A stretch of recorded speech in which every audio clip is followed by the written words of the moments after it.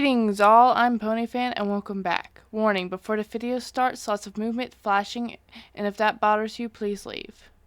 We're back to My Little Ponies, or technically it's a MLP, and even more technically it's my persona I use for this channel. Disclaimer, you probably already heard a bunch of this. Now this character does have a backstory, but she doesn't actually have a name. I just used my own while I was creating her, which was a really long time ago, may I say. So outside of the backstory being terrible, I don't remember a lot of the reasons I chose her design. Because it's really simple. I made her a white alicorn with a pink fluffy mane like Pinkie Pie's, which is strange because I didn't really like Pinkie Pie at the time.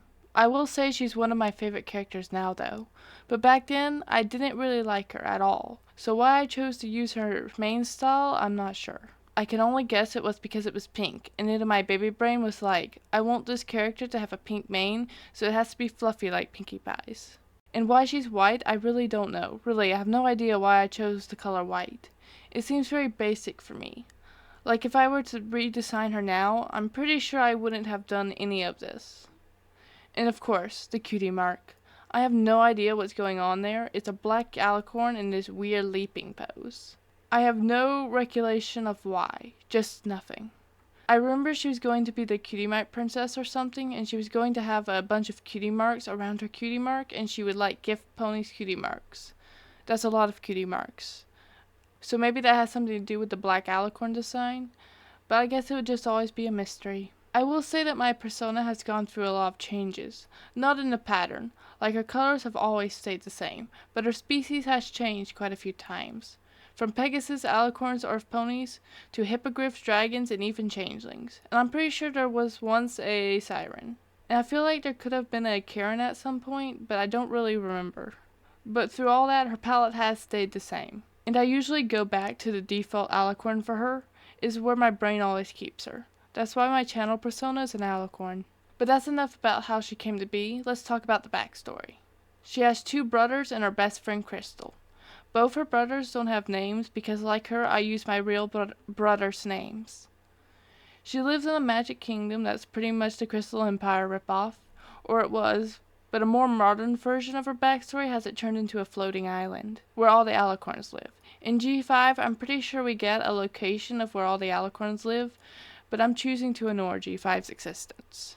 The name of the kingdom was the Crystal Kingdom, but I'm definitely going to change that. Originally, the castle itself has these really large crystal walls that encase the entire island. But I hate that idea because it sounds more like a prison than a kingdom. But we're getting off topic. This is supposed to be my persona's backstory. She and her mother are the only alicorns in the family because their dad's a Pegasus and her two brothers are Pegasus too. And because only alicorns can rule, she's in direct line to the throne.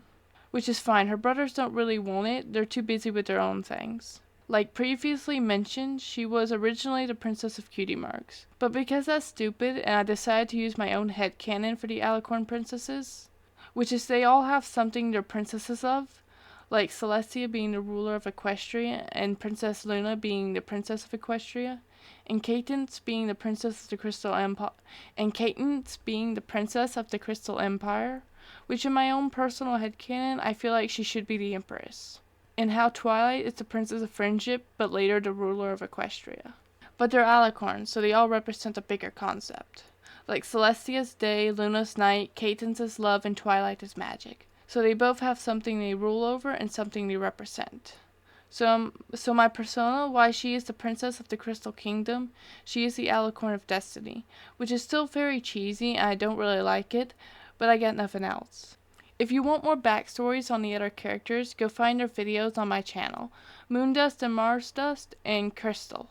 Okay, back to the persona's backstory. At some point, she befriends Crystal and takes her in, where they pretty much become sisters.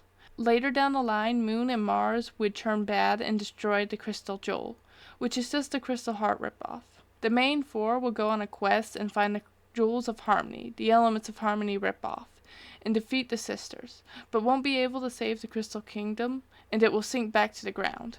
In a desperate attempt to save it, she puts all of the civilians to sleep and turns the Crystal Kingdom and its ponies to stone, until the main four can find a way to restore the Crystal Jewel.